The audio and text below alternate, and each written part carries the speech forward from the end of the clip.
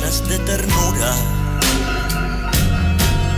Cavó por 9 veces 3 agujeros para su alma liberar. 7h05, 7h05. Hoje aqui no Sete Guaíba eu entrevisto Arthur de Faria, que está conosco. Tudo bem contigo, Arthur? Prazer em conversar contigo mais uma vez aqui no Sete Guaíba. Boa noite. Boa noite, eu fico feliz falando. A gente fica assim tão isolado, né, atualmente. Aí dá para conversar com alguém, dá uma alegria. Bom, então a gente pode começar essa entrevista já contigo falando sobre como que tá esse período, né? De que maneira que tu vem enfrentando esse período de isolamento social, tá realmente afastado, tá evitando circular pela cidade? Eu tô completamente, assim, eu e minha família, a gente tá completamente em casa, né? Até porque eu acho que é o óbvio a ser feito, né? É o que a gente vê, os outros países todos já saindo de pandemia e tal, em função disso, e a gente ainda nessa porque o Brasil teima em achar que isso não é grave, né? Aí o que acontece? Bom, o que aconteceu agora em Porto Alegre, então, foi ridículo, né? Semana passada a gente disse, a gente vendo as imagens das pessoas todas dizendo, vai passar para vermelha de novo, dito e feito, passou para vermelha de novo, não tem mistério isso, né? É uma coisa... E a gente está completamente isolado, assim. Eu, desde o dia 15 de março, eu saí de casa 4 vezes. E é isso. Eu acho que é o único jeito, né? Enquanto não tem vacina, é o único jeito. Tá conseguindo trabalhar nesse período? Como que tá também nessa questão da atividade, né, do teu trabalho? Enfim, como que tu consegue conduzir isso de casa? Não consigo. Porque eu trabalho muito com teatro, né? Eu trabalho muito com cinema e com teatro. É com o que eu mais trabalho fazendo música, né? Então, assim, o que paga as minhas contas é trilha sonora. Teatro está completamente parado, né? Porque não tem como fazer teatro na pandemia. Uhum. E o cinema também. O cinema está tentando se redescobrir. Já estava difícil. Esse ano já prometia ser um ano difícil, né? Eu entrei em janeiro pela primeira vez em 10 anos sem ter nenhuma... Assim, entreguei uma trilha em janeiro e não tinha nenhuma outra para aquele ano, que era um negócio que normalmente eu estava fazendo umas 2, 3 trilhas por ano. Então é um cenário que está bem complicado mesmo para o pessoal da área da cultura, assim, bem complicado.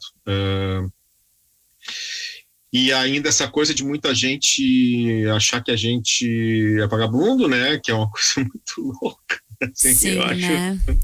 Eu acho engraçado. Quando eu comecei a me dar conta disso, eu comecei a achar sabe? Que a gente é sustentado por Lei Rouanet, esse tipo de papo, sabe?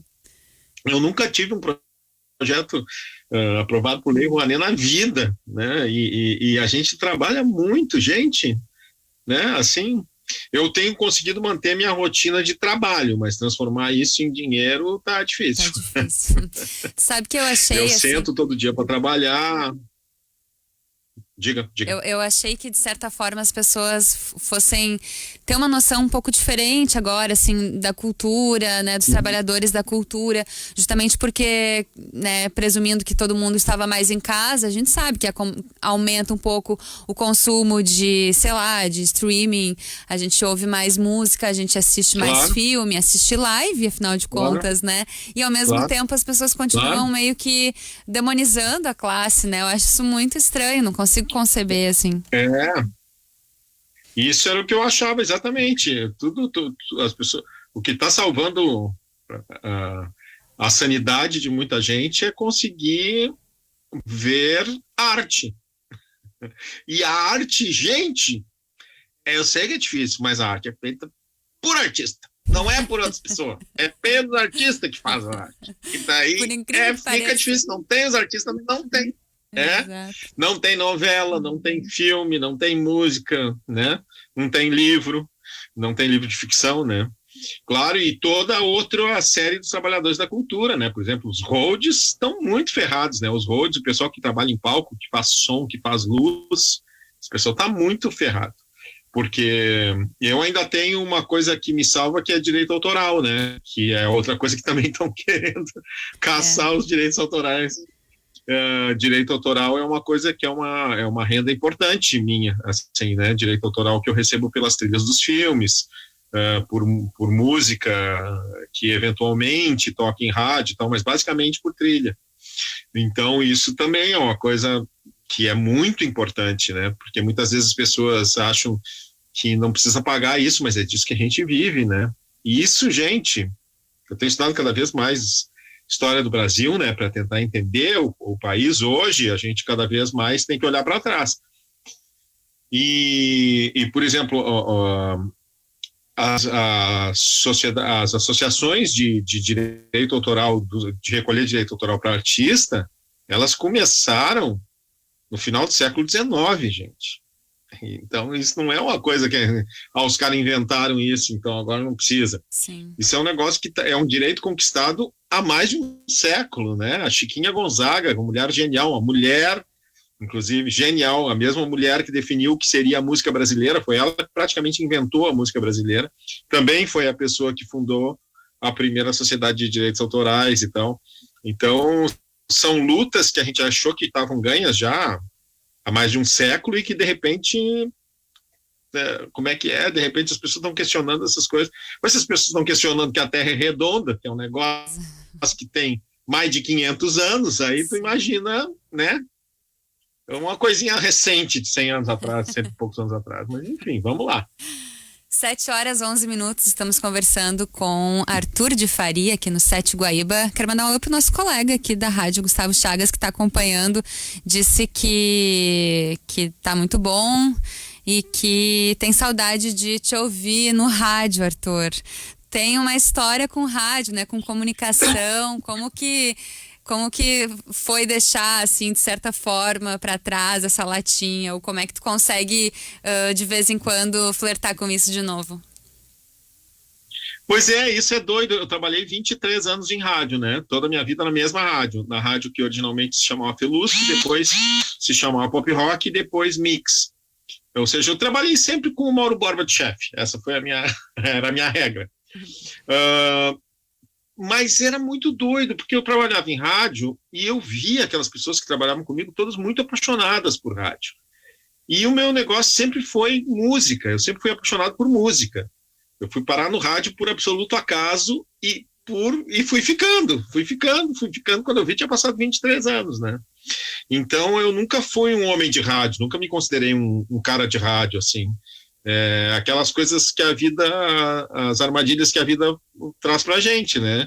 Como era um ambiente muito bom de trabalho na maior parte do tempo, e como eu tinha liberdades, assim, para fazer música que o meu chefe sempre me deu, né? Que era o Mauro, que sempre soube que a música era mais importante e queria me ter trabalhando com ele, então eu tinha essas liberdades e tal.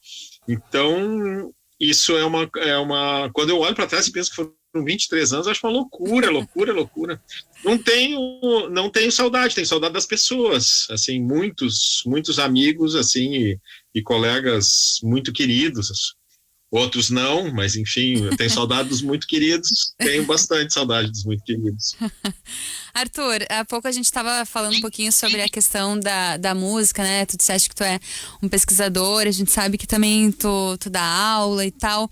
E algo que eu penso bastante ultimamente é sobre que tipo de música que representa a geração de hoje, né? A gente sabe que quando a gente ouve determinado tipo de música, a gente sabe que é anos 70, a gente sabe qual é mais ou menos a música dos anos 80, 90... E a partir de 2000, talvez, não sei se talvez eu tenha um certo saudosismo, a coisa mudou um pouquinho. Eu não sei também se é por causa da globalização, né? Que a gente tem acesso a tanta coisa e pulverizou um pouco essa música que representa uma geração. Então, eu gostaria de saber de ti, a partir dos teus estudos e pesquisas, enfim, como que tu consegue ver a música hoje? Eu acho... Arthur? Acho que perdemos o Arthur. Vamos ver então como é que tá a nossa... Arthur, tá me ouvindo? Conexão, tá tudo certo? Oi, agora sim. Tô te ouvindo. A gente deixou de te ouvir um pouquinho, mas pode responder. Tá. Eu não sou um cara saudosista, né? Eu tenho uma coisa que eu aprendi com o Paulinho da Viola, que é aquela coisa que ele diz: meu tempo é hoje, né? Uhum. Eu acho que tem uma coisa muito interessante dessa geração, Primeiro assim em Porto Alegre, né? A minha geração, que é a geração que começou a fazer música no final dos anos 80, começo dos anos 90, era uma geração basicamente de rock, né? Eu sempre falo isso. Acho que os únicos caras que seguiram tendo carreira e tal, e que lançaram disco continuamente, dessa geração, que não são do rock, somos o Marcelo Delacroix e eu. O resto, todo mundo era do rock. Eu sou da geração do Frank Jorge, do Márcio Petraco, do Júpiter Maçã. Teu sósia, né, Arthur? A gente já falou sobre isso aqui, o Delacroix. Desculpa te interromper. O Educar, esse é o pessoal da minha geração. E essa geração de quem faz música em Porto Alegre nos últimos 20 anos é uma geração muito da música brasileira. Eu acho que as duas últimas grandes bandas de rock que o Rio Grande do Sul teve foi a Apanhador Só e ainda tem a Jingle Bells, né? Uhum. Bandas assim que tem uma carreira sólida e que tem um público e tal. Isso migrou totalmente para outras áreas. Agora, eu acho que tem uma coisa do público que eu acho muito interessante, de quem tem de 25 anos para menos, que desideologizou a escuta de música, né? A nossa geração era muito assim, dize-me o que ouves e te direi quem és, né? Então as pessoas, elas defendiam o seu gênero musical preferido como se aquilo fosse um adjetivo e não um substantivo, né? Por exemplo, rock era um adjetivo. Isso aí é rock. Rock and roll. Não, rock é um gênero musical, como a polca. Né? Ou o cara que era do regionalismo, ele não gostava do povo do rock, o cara do rock não gostava do povo. E hoje esse negócio é muito democrático, as pessoas gostam muito de muitas coisas diferentes. E é possível que a mesma pessoa ouça o Chico Buarque e ouça a Marília Mendonça. Isso eu acho impressionante, assim, porque são coisas que servem para coisas diferentes, né? E isso é um negócio que há muito tempo eu falo. Eu que só sei fazer uma música que ela é mais sofisticada, e isso não quer dizer que ela seja melhor, né? Ela só exige mais atenção, exige uma escuta mais atenta. Eu sempre bati na tecla, sempre não, estou mentindo, mas desde a minha idade, desde que eu fiquei adultinho, eu batia na tecla de que, gente, é uma função muito importante isso de fazer uma música que seja para as pessoas sentarem, ouvirem, prestarem atenção, aquela música para o show em teatro, aquela música para o cara ouvir, prestando atenção, quer seja lavando louça, quer seja só ouvindo a música. Essa é uma função muito importante. Mas uma função tão importante quanto essa é aquela outra música para tu cantar bêbado na festa abraçado dos amigos. Porque essas são as funções primordiais da arte desde sempre. É celebrar e entrar, né? São os dois movimentos, é o coletivo e o para dentro. Então eu acho que desde as cavernas, o cara fazia a música, batia na pedra lá, ou no pedaço de madeira, ou na tripa, com duas coisas, ou para conectar com o sagrado, que pode ser o sagrado de Deus, para quem acredita em Deus, ou a sua essência interior, para quem não acredita, ou para festejar o coletivo. Então, essa coisa que muitas vezes as pessoas tinham muito, né? Eu acho que agora tem menos, é isso que eu acho legal. Porque antes a pessoa achava que, quem era do nosso mundinho, achava que qualquer coisa que fazia muito sucesso, ela não podia ser boa, porque ela estava fazendo muito sucesso. E quem gostava das coisas que faziam muito sucesso, achava que essas coisas que não fazem muito sucesso são essas coisas esquisitas, que não pode prestar, porque isso aí ninguém gosta.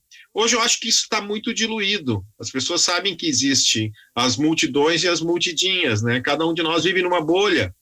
E a gente sabe que tem a bolinha, a bolhona, a bolha, e que tudo é válido. Assim, tem o cara que faz a música para esse grupo pequeno de pessoas, tem o cara que tem o talento de fazer uma música que atinge um monte de gente, e um não é melhor que o outro.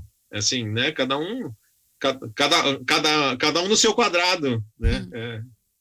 Isso é o que eu acho muito, assim. E tem uma quantidade absurda de música boa sendo feita hoje por gente de todas as idades, né? Então eu fico muito impressionado em Porto Alegre, por exemplo, tem uma geração agora, essa geração que tem menos de 30 anos, eu acho que desde os anos 80 não tinha uma geração tão impressionante quanto essa surgida nos anos 10. Assim, não teve nos anos 90, não teve nos anos 2000. Então é uma geração muito forte essa que surgiu nos anos 2010. Tem muita gente muito talentosa, tanto instrumentistas quanto compositores. Tem um surgimento importante de mulheres na cena, assim, fazendo música, compondo, cantando. Eu sou muito encantado com essa gurizada nova. Não à toa eu tenho uma banda agora que chama Tum Tom Rifões, que é uma orquestra, né? Uma orquestrinha, tem 10 músicos, e metade desses músicos tem menos de 35 anos. Assim, o Eric, que é o mais jovem, tem 22. E a outra metade tem mais de 50, que é a minha geração. Então, a gente tem essa convivência muito rica e a gente aprende realmente muito com todo mundo, uns com os outros, porque também a informação que essa gurizada tem é uma informação que a gente não tinha, né? É impressionante. Ver caras com idade para ser teus filhos te mostrando coisas de música de antes de eu nascer, antes dos pais deles nascerem. Então, esse tipo de acesso à informação, que é muito dessa geração a partir do século XXI, né? Isso também é uma coisa impressionante, porque eu acho que isso também ajuda a tirar do gueto, a tirar do gênero, né? Isso porque todo mundo tem acesso a tudo via internet. Hoje no YouTube tem tudo, existe tudo, ou no Spotify existe uma boa quantidade de coisas, no Deezer, enfim, nesses players digitais. E aí tu consegue ter acesso a tudo e tu vê que o mundo é maior que teu quarto, assim, né? Então não existe, é muito difícil ter aquela figura muito típica da minha geração, do cara que só ouvia música gaudéria, ou o cara que só ouvia hard rock, ou o cara que só ouvia metal, e o cara que só ouvia metal achava que o cara do hard rock era um frouxo, esse tipo de coisa, assim, que hoje é meio ridículo, assim, né? Sei lá. E nesse sentido, assim, eu vejo quando eu converso com jovens da música também, como estou aqui de Porto Alegre, eu pergunto qual é o tipo de música que vocês fazem? E a maioria não se define, não gosta de dizer eu faço tal coisa. É muito mais abrangente, né? E isso foi uma coisa que eu enfrentei sempre a minha vida inteira, porque eu nunca fui exatamente de gueto nenhum. Então eu me sinto muito em casa com eles, né? Eu sempre gostei de música erudita, eu sempre gostei de música popular. Depois de uma certa idade eu passei a gostar de rock também, e sempre ouvi um pouco de tudo, e fiz milonga, e faço música de concerto, e faço música instrumental, e faço coisa com todas as aspas possíveis, pops e tal. Então nunca tive uma tribo que fosse exatamente a minha, assim, né? Então quando eu vejo essa turma pegando isso, assim, onde a maior parte é meio isso de lugar nenhum, eu penso, achei minha turma, assim, de uma certa forma estamos no mesmo mundinho, assim. Legal. 7h23, hoje aqui no Sete Guaíba, Arthur de Faria conversando com a gente. E assim, Arthur, contigo tem milhões de assuntos pra gente abordar, mas hoje não vai dar tempo de falar sobre tanta coisa que eu gostaria. A gente vai ter que fazer uma edição 2 desse papo, e 3 ou 4 talvez. Mas eu quero falar sobre a programação cultural do Sesc, que tu vai fazer parte, né? O Sesc está comemorando aniversário e essa semana faz uma programação. Então fala um pouquinho sobre a tua participação dentro desse projeto, e aí já, enquanto tu fala sobre isso, pode pincelar um pouquinho também sobre como que é participar de eventos assim online, como que tem sido essa experiência. O Sesc é a salvação do artista brasileiro, né? Há muitos anos já. Há muitos anos que o Sesc tem uma missão fundamental, que ela é assim, que ela poderia ser exercida por um Ministério da Cultura. Bom, agora nem Ministério da Cultura a gente tem, né? Mas ela sempre foi exercida, sempre não, mas há muito tempo ela é exercida muito bem pelo Sesc. É um papel fundamental. Ano passado eu participei com um espetáculo de teatro daqui de Porto Alegre, da Cisas Coração, do palco giratório do Sesc. A gente se apresentou, foram 110 dias de viagem, a gente se apresentou em 36 cidades de todo o Brasil, tipo assim, 5 cidades da Bahia, interior de Rondônia, sabe? Esse tipo de coisa, onde tu jamais chegaria. As experiências foram incríveis, assim. E sempre com muita gente interessada, trocando muita informação.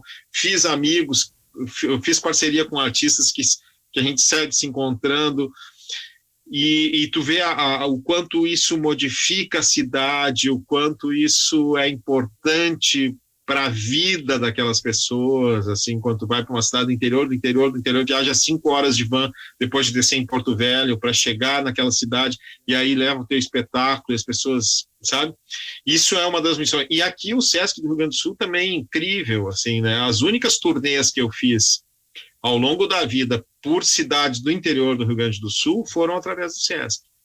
Então, agora participar desse projeto foi muito legal, porque não é tocando, é falando, que é uma coisa que eu gosto muito também, né? E tem tudo a ver com a minha pesquisa que eu estou fazendo agora. Eu fiz um mestrado em literatura brasileira na área de canção, e agora estou fazendo o doutorado, e a minha vida inteira eu escrevi sobre a música de Porto Alegre. Estou publicando agora na revista digital Parêntese, né, que é do Grupo Matinal de Jornalismo, procurem aí, dá para assinar. Estou publicando os meus eternos escritos sobre a história da música de Porto Alegre, que vão sair em livro. Agora vai sair em livro 1, já saiu uma parte importante, que é a biografia que eu escrevi da Elis Regina, é um dos capítulos dessa pesquisa. E que é um grande, desculpa te interromper, mas é um grande livro. Obrigado por ter escrito ele. Muito obrigado. Muito obrigado. Estou fazendo agora 2 coisas paralelamente. O meu doutorado, que é uma biografia mais ou menos desse mesmo tipo da Elis, do Lupicínio Rodrigues, e isso que eu estou escrevendo na parêntese é o começo da música de Porto Alegre até a era do rádio. E aí vem o que eu vou falar no Sesc, que é sobre a era do rádio em Porto Alegre, onde a Guaíba tem um papel muito importante, desde o seu nascimento, no final dos anos 50. Então, eu falo bastante, inclusive, eu vou falar bastante disso. Que legal. Porque é uma era pouco conhecida da música de Porto Alegre, né? É muito maluco a gente pensar que no final dos anos 50, do final dos anos 50 até o final dos anos 60, as rádios de Porto Alegre tinham centenas de funcionários, centenas de músicos, né? Era uma coisa louca. Tinha orquestra, as rádios tinham orquestra, as rádios tinham elencos gigantes de radioteatro, as rádios tinham, além do jornalismo, além dos locutores, além disso tudo, né? A Farroupilha, que em algum momento foi a segunda maior rádio do Brasil, ela tinha 106 músicos contratados. Então, tu imagina. Muita gente. A Guaíba também tinha sua própria orquestra, todos tinham. Porque, claro, tinha disco, evidentemente, tinha disco antes de ter rádio, né? Uhum. Mas o charme do rádio era ser todo feito ao vivo, como é o charme até hoje do rádio ser feito ao vivo. Só que hoje a gente faz ao vivo só o jornalismo. E naquela época, até os anos 60, até a televisão entrar, a música era feita ao vivo também. Era muito mais legal fazer uma música ao vivo do que tocar um disco. E esse é um ecossistema que se perdeu. Que pouca gente fala disso, pouca gente conhece isso. É disso que eu vou falar. E tem um monte de história interessante, assim. Para saber mais, então, no dia 13 de setembro, um domingo, às 11 da manhã, pelo YouTube do Sesc RS. É só entrar lá no YouTube, isso, né? E, Arthur, pra gente se encaminhar para o final, o que vem por aí? Quais são teus planos? Quais são os projetos futuros? Pois é, amanhã eu estou lançando, finalmente, a trilha de um espetáculo que eu fiz em 2004 aqui em Porto Alegre, que foi a Antígona, na montagem do Luciano Labarce. Foi uma montagem grandiosa, um espetáculo que ficou em cartaz no Teatro São Pedro, sempre lotado, e eu musiquei os coros da Antígona, né? Coisas escritas há 2.500 anos atrás, e que são impressionantes, porque são muito atuais. Muito atuais. E aquela trilha foi gravada com um coro grande, com um monte de músicos de Porto Alegre importantes, assim, cantores e cantoras, e instrumentistas. O Marcelo Delacroix fez a direção do coro, né, falando de novo no Marcelo. Uhum. E aí a gente só tinha feito o CD e vendido em peça, em show, e o CD acabou há muito tempo e nunca tinha lançado nas plataformas digitais. Estou lançando amanhã pela YB, que é uma gravadora de São Paulo, com quem eu trabalho bastante, com quem eu lancei disco da Orquestra do Caos, lancei disco do seu conjunto, do Arthur de Faria e seu conjunto, e então amanhã está entrando essa trilha da Antígona em todas as plataformas digitais. Se botar ali Arthur de Faria, Antígona, ouve. É um negócio bem doido, o texto do Sófocles, em português, traduzido direto do grego, com um coro e uma banda maluca, assim, com guitarra, cítara, percussão de orquestra, é um trabalho bem, bem radical, assim, mas que tem os seus amantes há muito tempo. Há muito tempo que as pessoas me perguntavam, lança, tu não vai lançar isso, não vai lançar isso. Aí, tô lançando. Tá saindo amanhã. E amanhã, então, nas Então, plataformas digitais todas possíveis? Em todas as plataformas digitais. De Imbé a Atlântida. Arthur, te agradeço por esse bate-papo. Espero poder te encontrar em breve. Muito obrigada. Muito obrigado. Eu que agradeço. Beijo. Beijo para todos os ouvintes. Um beijo. Arthur de Faria participando conosco aqui do Sete Guaíba.